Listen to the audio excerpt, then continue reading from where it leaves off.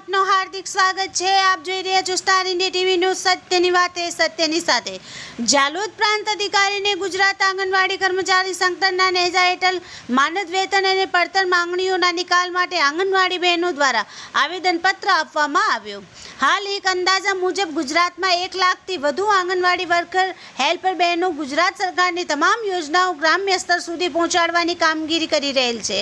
સરકાર દ્વારા 2018 પછી કોઈ પણ જાતનું માનદ વેતન વધારવામાં આવેલ નથી। તેના રોષને લઈ ગુજરાત રાજ્ય આંગણવાડી કર્તા સંગઠન દ્વારા કેન્દ્ર સરકારને રજૂઆત કરવામાં આવેલ છે।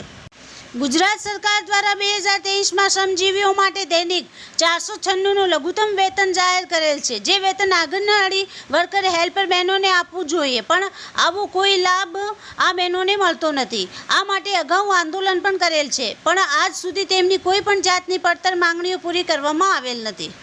નવા મોબાઈલ આપવા, નિવૃત્તિની ઉંમરમાં વધારો કરવો, વેતનમાં 75% જેટલો વધારો કરવો, ICDS સિવાયની કામગીરી ન સોંપવી, આંગણવાડી બહેનોને પગારી રજામાં વધારો કરવો જોઈએ જેવી માંગણીઓ પૂરી કરવા માંગ કરવામાં આવેલ છે।